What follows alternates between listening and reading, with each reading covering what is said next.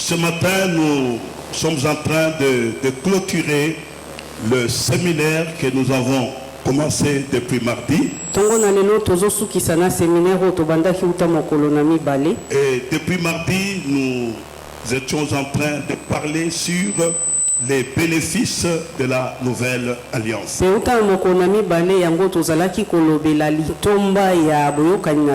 Le bénéfice de la nouvelle alliance. Le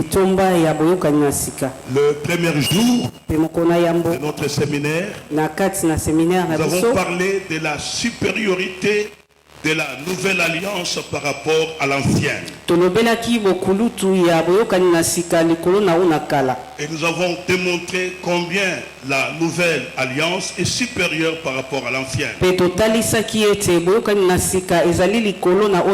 Dieu avait marre des sacrifices des animaux. Dieu ne voulait plus cette façon tout simplement de couvrir le péché. Mais Dieu voulait que cette fois-ci, qu'il y ait quelqu'un qui peut s'offrir en sacrifice pour sauver l'humanité.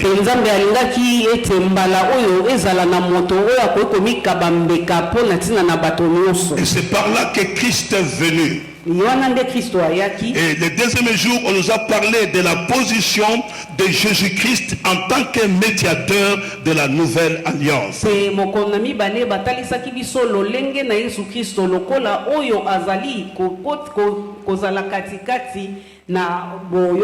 Parce que celui qui a accepté d'accomplir cette œuvre à la croix, il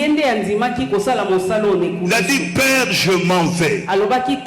Je vais accomplir ta volonté. Et c'est ce que Dieu attendait. Et c'est comme ça que Christ est venu. Et en mourant à la croix, en versant son sang à la croix, il nous a rachetés en payant ce prix le plus cher. Et c'est lui le médiateur de cette nouvelle alliance. Le troisième jour, on nous a parlé que Jésus-Christ était sacrificateur et sacrifice. Dans l'ancienne alliance, le souverain sacrificateur entrait une fois dans le lieu très saint pour obtenir l'expiation du péché de tous les Israélites. Et lorsqu'il entrait dans le lieu très saint, il entrait avec le sang de bouc qu'il devait asperger pour que le peuple puisse obtenir le pardon des péchés. Maintenant, Jésus-Christ est le souverain sacrificateur par excellence. Ça veut dire que lui n'est pas entré dans le lieu très saint avec le sang de bouc. Mais il est entré dans le lieu très saint avec son propre sang. Lui-même s'est donné en sacrifice pour nous. Et c'est le sacrifice qui a été agréable à Dieu. Et en dehors de ce sacrifice, Dieu n'a plus besoin d'autres sacrifices. Il s'est sacrifié une fois pour toutes afin d'obtenir une rédemption éternelle pour nous. Et le quatrième jour, le vendredi, nous avons dit que la nouvelle alliance est celle de l'esprit. C'est-à-dire, nous voyons dans la nouvelle alliance l'action de l'esprit. Autrefois, la Bible dit que la loi pouvait être écrite sur des pierres, sur des rocs, mais cette fois-ci, Dieu est en train d'écrire cette loi dans nos cœurs par le Saint-Esprit. Mobeko ezalaki kokomama likolo na mabanga to na mikanda kasi na boyoka na sika nzambe akomi mibeko na ye na mitema na biso na nzela na molimo. Et c'est dans cette nouvelle alliance que nous voyons que le Saint-Esprit peut habiter d'une manière permanente dans le croyant. Pe na kati na boyoka na sika nde tomoni ete molimo mo santo akoko bika. Et c'est dans cette nouvelle alliance, à tous ceux qui croient, à tous ceux qui reçoivent Jésus-Christ comme Seigneur et Sauveur, le Saint-Esprit vient habiter en eux et il fait d'eux le temple du Saint-Esprit. pe na kati na boyokani na sika oyo yo bayenyoso bayambi Yesu Kristo molimo mosanto aye kofanda kati na bango pe akomisi bango tempelo ya molimo. Et c'est comme ça qu'on appelle que la nouvelle alliance est celle de l'esprit. Alors ce matin, nous voulons clôturer notre séminaire par ce sous-thème. La résurrection et le couronnement de la nouvelle alliance. La résurrection et le couronnement de la nouvelle alliance. Aujourd'hui, le monde où le christianisme est en train de célébrer, les chrétiens sont en train de célébrer la résurrection de Jésus-Christ. C'est un grand jour pour nous chrétiens. C'est un jour qui marque un événement important dans l'histoire de l'Église. Il faudrait comprendre que ce matin, c'est un peu différent de tous les dimanches que nous venons, mais ce matin, nous sommes venus célébrer la résurrection de notre Seigneur Jésus-Christ.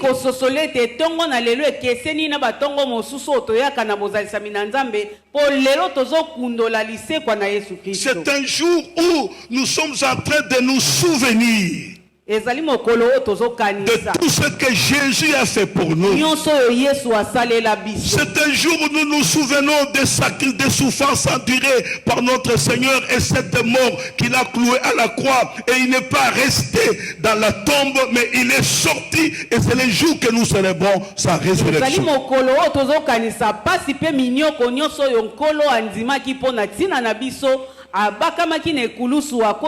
Sans ces jours, le christianisme ne peut pas exister. Sans ces jours, on ne peut pas être des chrétiens aujourd'hui. C'est comme ça que ce matin, nous allons parler de la résurrection qui est le couronnement de la nouvelle alliance.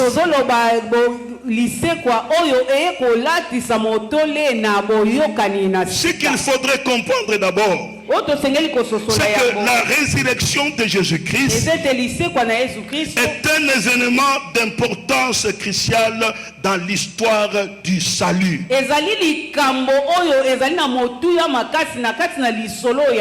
Donc la résurrection est un événement important dans l'histoire du salut. Et c'est comme ça que vous allez voir que le Nouveau Testament peut parler de la résurrection plus de 100 fois dans la Bible.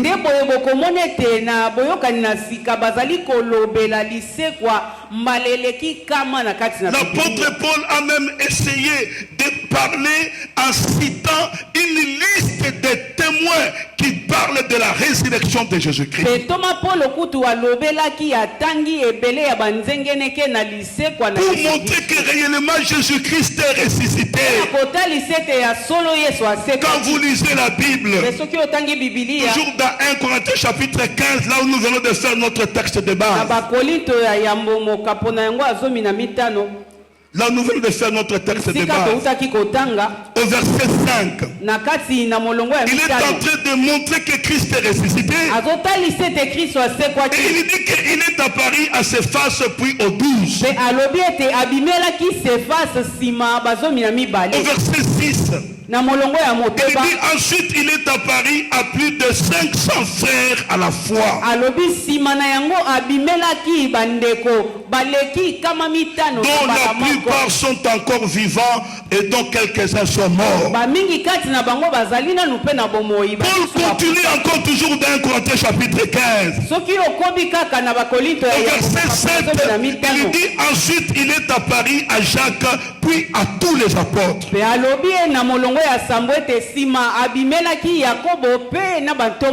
Et au verset 8, Paul dit après eux tous, il m'est apparu à moi comme à l'avorton. Sima na bango nyonso abimelaki pe ngai lokola mwana oyo abotami yambo na ngonga. Là il démontre que Christ est ressuscité. ressuscité.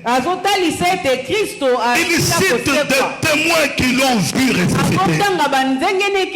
C'est comme ça que vous verrez dans les actes des apôtres. Vous allez voir que le message de la résurrection, c'était ça, la base du message des apôtres.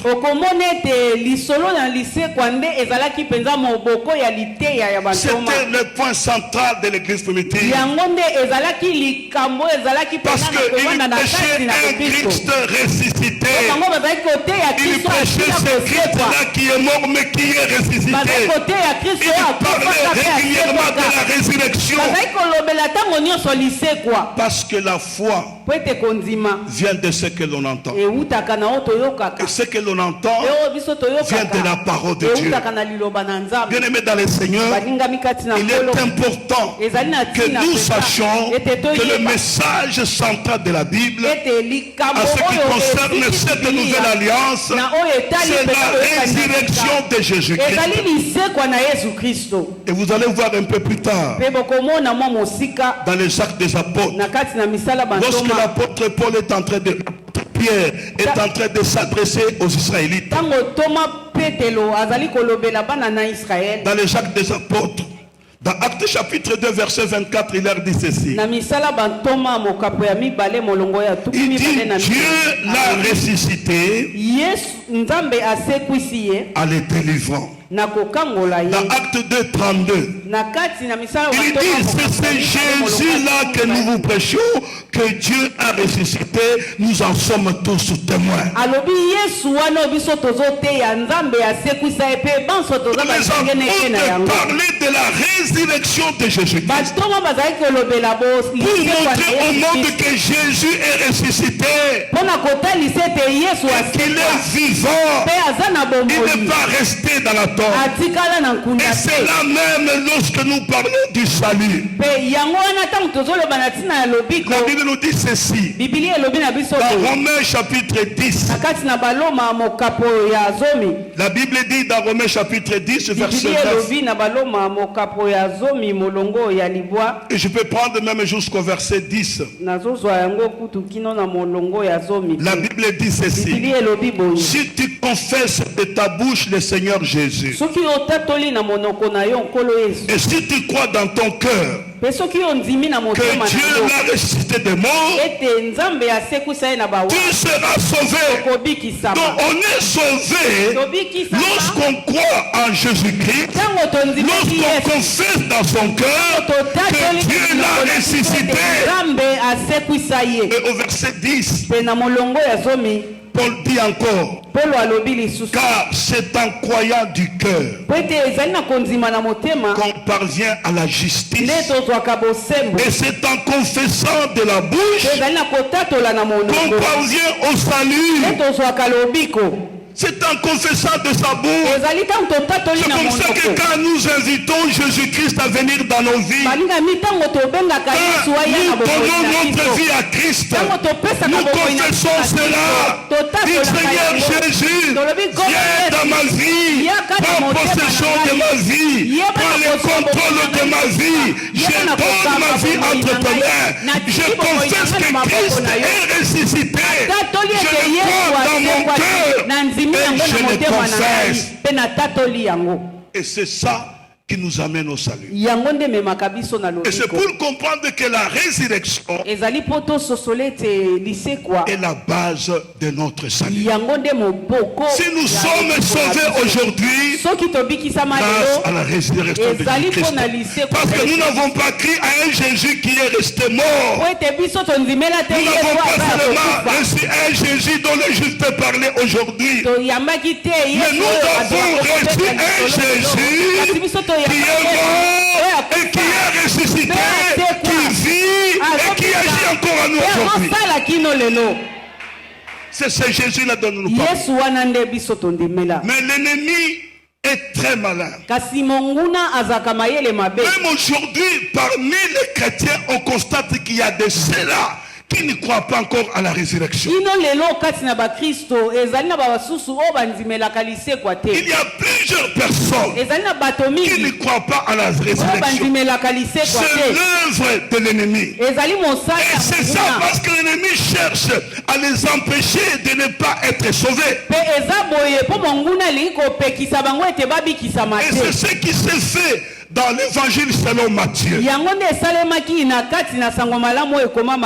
de la résurrection de notre Seigneur Jésus-Christ. Matthieu chapitre 28. Et je vais lire à partir du 11e verset. Et si vous voulez bien comprendre ce texte,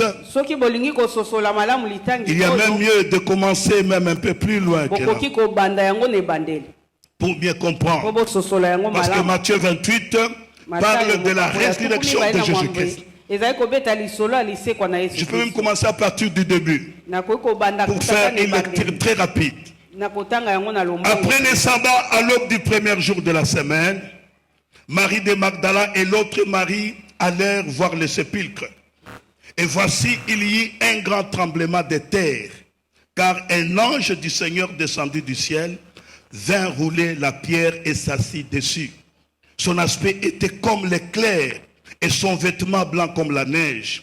Les gardes tremblèrent de peur et devinrent comme morts. Mais l'ange prit la parole et dit aux femmes, pour vous, ne craignez pas, car je sais que vous cherchez Jésus qui a été crucifié. Il n'est point ici, il est ressuscité comme il l'avait dit. Venez, voyez les lieux où il était couché. Et allez promptement dire à ses disciples qu'il est ressuscité des morts. Et voici, il vous précède en Galilée. C'est là que vous le verrez. Voici, je vous l'ai dit. Les femmes s'éloignèrent promptement du sépulcre avec crainte, avec une grande joie. Elles coururent porter la nouvelle aux disciples. Et voici, Jésus vint à leur rencontre et dit, je vous salue. Elles s'approchèrent pour saisir ses pieds et elles se prosternèrent devant lui. Alors Jésus leur dit, ne craignez pas, allez dire à mes frères de se rendre en Galilée, c'est là qu'ils me verront. Pendant qu'elles étaient en chemin, quelques hommes de la garde entrèrent dans la ville et annoncèrent aux principaux sacrificateurs tout ce qui était arrivé.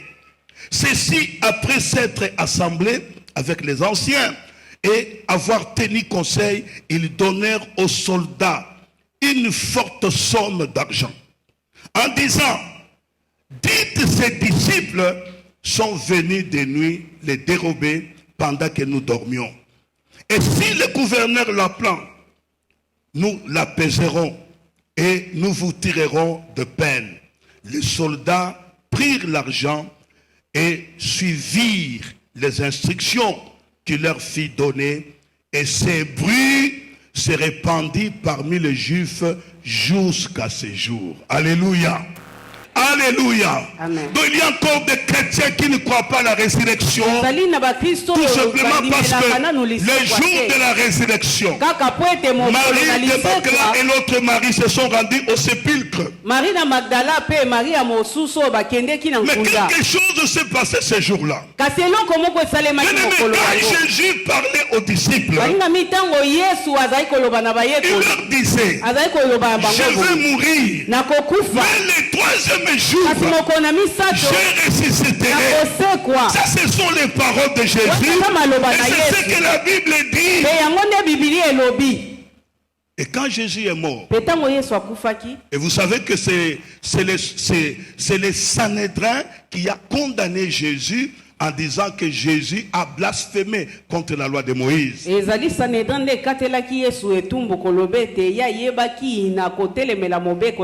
Alors quand Jésus est mort, les membres du Sanhédrin sont allés voir le gouverneur Ponce Pilate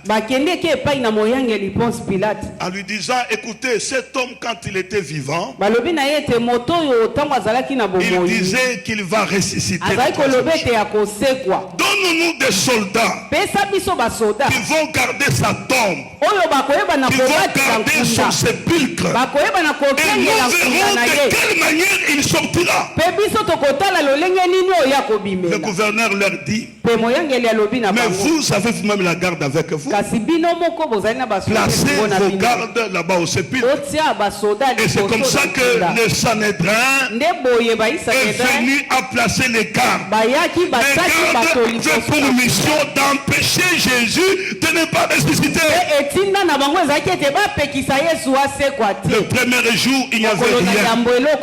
Le deuxième jour, il n'y avait rien. Mais le troisième jour, c'est que Dieu l'avait prédit. Il y a un grand tremblement de terre. À tel point que Jésus qui était dans la tombe est sorti. Les gardes qui étaient là sont tombés raides d'eau.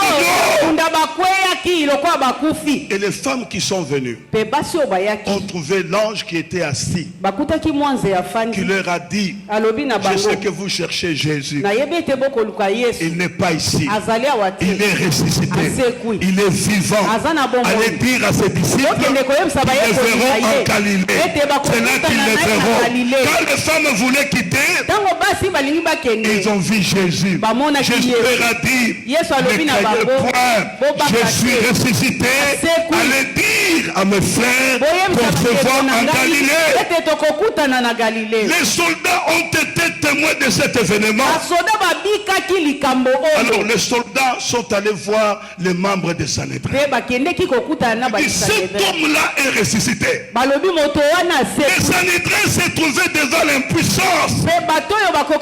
Le Sanhédrin devant une difficulté, quoi faire? Nous avons tout fait pour l'empêcher de ne pas ressusciter. Et voilà qu'il est ressuscité. Ils ont dit à ces soldats, voilà ce que vous allez faire. Nous vous donnons de l'argent. Vous allez dire que ce sont ces disciples qui sont venus prendre son corps. Mais ne dites jamais qu'il est ressuscité. La Bible dit très bien au verset 15 du chapitre 20, la Bible dit ceci: les soldats prirent l'argent et suivirent les instructions qu'il leur fit donner. Et la Bible dit que ce bruit s'est répandu parmi les Juifs jusqu'à ce jour. Donc jusqu'à ce jour, il y a des gens qui ne croient pas. Ça c'est l'œuvre de l'ennemi. Ça c'est l'œuvre du diable. Pour que les gens ne croient pas que Jésus n'est pas ressuscité. Mais nous croyons que dit la parole de Dieu, que Jésus est ressuscité. Jésus est ressuscité. C'est pour ça que ce matin, nous le confessons de tout notre cœur, que Jésus est ressuscité et qu'il est vivant. Voilà comment ce qui s'est passé. Pendant qu'à Jérusalem, lorsque Jésus est ressuscité, d'autres disaient qu'il est ressuscité, et d'autres écoutaient ce que les soldats disaient, qu'on est venu voler son corps. Il y a deux disciples de Jésus qui étaient aussi à Jérusalem, qui ont assisté à cela. Mais ils commençaient maintenant à rentrer chez eux à Emmaüs. Emmaüs, c'était un village qui était à une dizaine de kilomètres de Jérusalem. Ces disciples n'ont pas cru à la résurrection de Jésus. Quand vous suivez leur conversation, dans Luc chapitre 24, ils rentraient déçus, triste. Et il rentrait en train de parler ce qui s'est passé. Jésus s'est joint à ses deux disciples. Il pose la question: qu'est-ce que vous dites? Mais toi, tu ne sais pas ce qui s'est passé. Un certain Jésus, prophète de Dieu, qui était puissant en parole et en acte, il est mort. Et ce matin, on nous dit qu'il est ressuscité. Les femmes qui sont allées au sépulcre n'ont rien trouvé. Et les autres disciples qui les ont suivis n'ont rien trouvé. Écoutez ce que Jésus va dire à ces disciples. Je vais lire ça.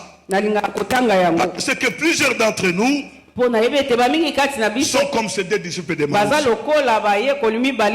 Dans Luc chapitre 24, le verset 25 jusqu'au verset 27, la Bible dit ceci. Alors Jésus leur dit, et ne savent pas que c'était Jésus. Jésus les accompagnait, ils ne savaient pas que c'était Jésus.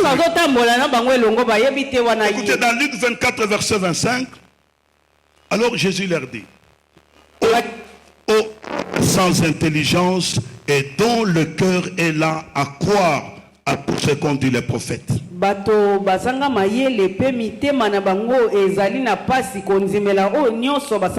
fallait-il pas que le Christ puisse souffrir ces choses et qu'il entra dans sa gloire? Et au verset 27, il commença par Moïse et par tous les prophètes, il expliqua dans toute l'écriture ce qui les concernait. Deux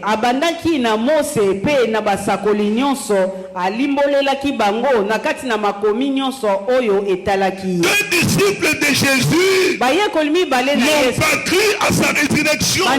Ils étaient très tristes. Mais Jésus leur dit, homme sans intelligence, est-ce que vous n'avez pas compris ce qu'ont dit les prophètes?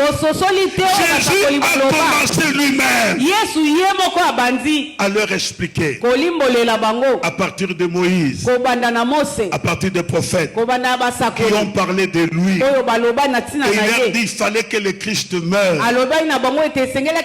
et qu'il puisse ressusciter. Ça veut dire qu'ils sont arrivés plus proches de leur maison. Jésus voulait partir. Ces gens l'ont retenu.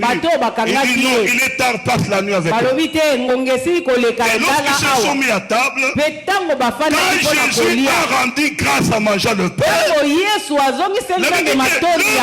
s'ouvrirent et ils se sont rendus compte que c'était Jésus. Et Jésus a disparu.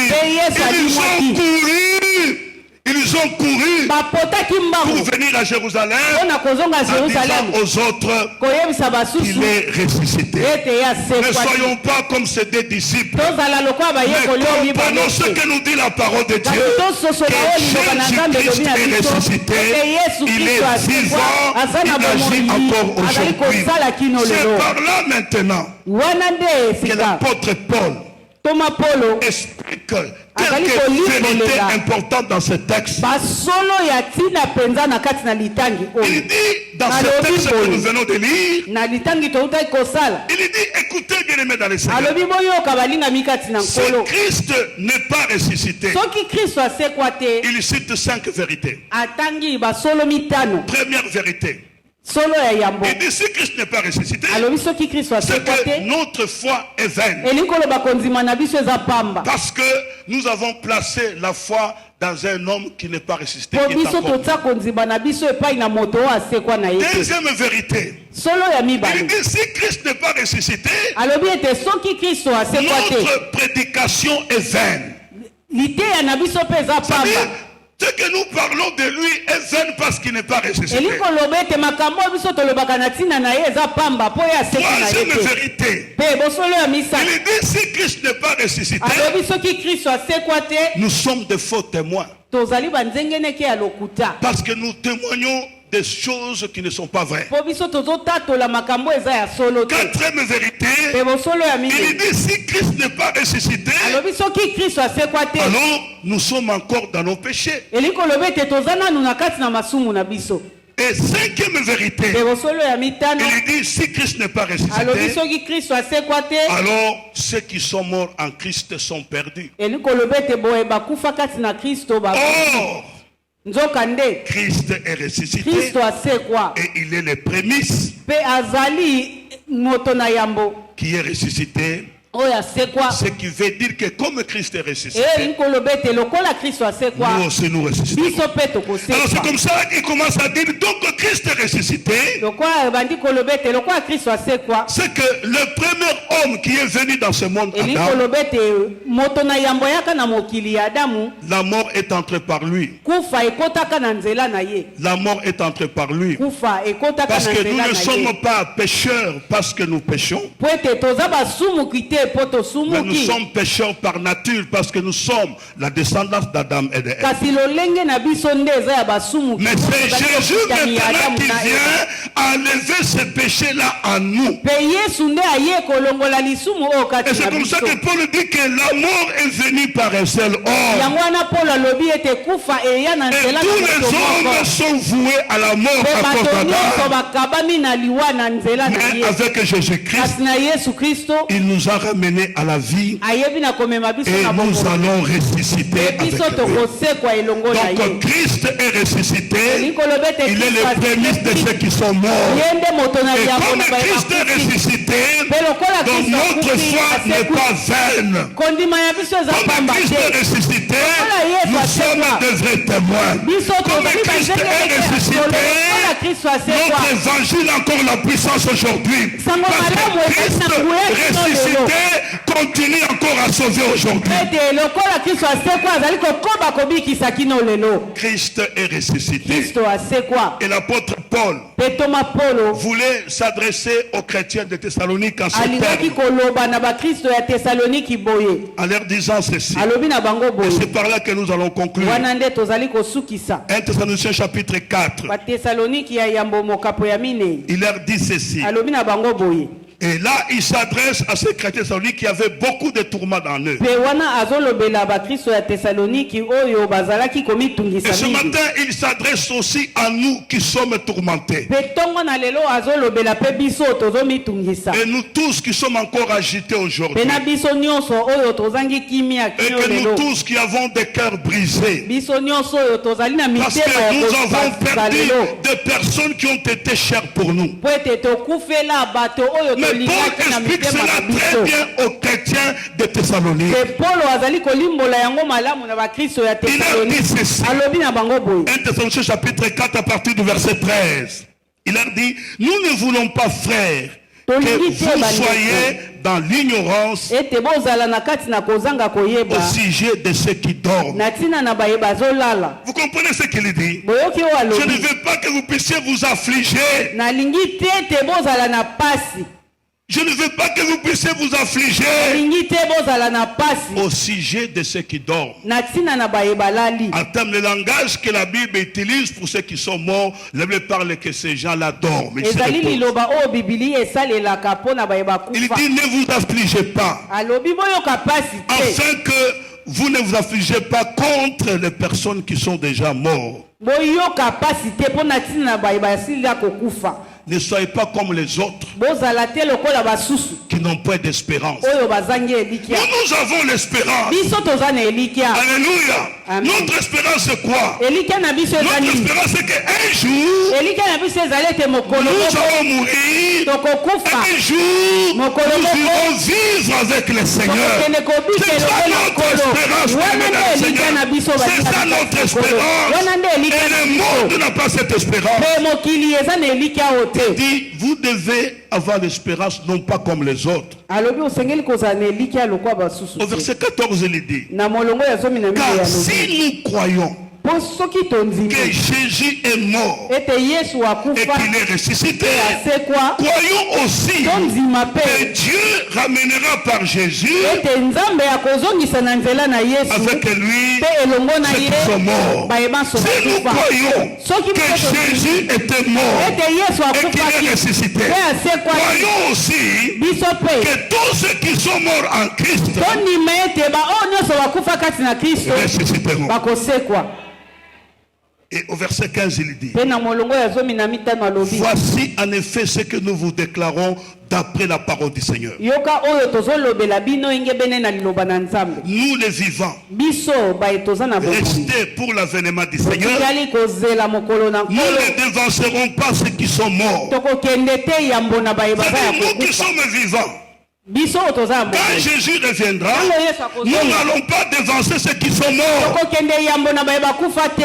Il dit ceci. Nous n'allons pas défoncer ceux qui sont morts. Voici en effet ce que nous vous déclarons d'après la parole du Seigneur. Car le Seigneur lui-même a un signal donné à la voix d'un archange et au son de la trompette de Dieu, il descendra du ciel. Ici, Paul est en train de nous rassurer que Jésus-Christ va revenir. Jésus est ressuscité. Il est vivant. Il est à la droite de Dieu le Père. Jésus reviendra. Jésus reviendra. Bien-aimé dans le Seigneur, personne ne vous trompe envers ce qui se passe dans le monde. Jésus reviendra. Dans Jean chapitre 14, Jésus s'adressa aux disciples. Il dit que vos cœurs ne se troublent pas. Croyez en Dieu, croyez en moi. Je m'en vais vous préparer une place. Et lorsque j'aurai vous préparé la place, je viendrai vous prendre. Jésus reviendra. Il viendra prendre son église. C'est comme ça, ne vivez pas dans ce monde comme quelqu'un qui est perdu, mais vivez dans ce monde, faites des choses en vous souvenant qu'un jour ou l'autre il va revenir.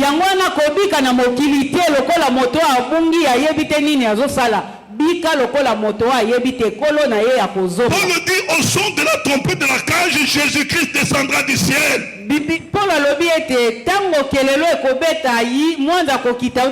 C'est ce que nous appelons l'enlèvement de l'église. Et quand Christ descendra du ciel, il ne va pas poser ses pieds à terre. Il va s'arrêter dans les airs. Et la Bible dit que les morts en Christ ressusciteront premièrement. Ceux qui dorment actuellement, ils vont ressusciter. Ils iront à la rencontre du Seigneur. La Bible dit que les vivants qui seront à cette époque-là, ils seront changés, ils seront transformés, et ils iront tous à la rencontre du Seigneur, et nous serons toujours avec le Seigneur. C'est pourquoi ne vous affligez pas. Ayez l'espérance. Et comme vous avez crié en Jésus, ne ratez pas ces grands rendez-vous. Ces grands rendez-vous, ce n'est pas à Paris. Ces grands rendez-vous n'est pas à Washington. Mais ces grands rendez-vous, c'est dans les cieux. Là, nous irons à la rencontre du Seigneur. Et c'est ça notre espérance.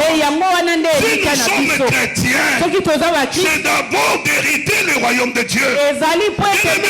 Dans ce monde, même si on te donne 100 ans, tu seras fatigué. Mais sache seulement qu'un jour, tu quitteras cette terre et tu iras à la rencontre du Seigneur.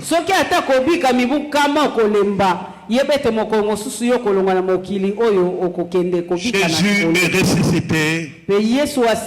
Il est vivant.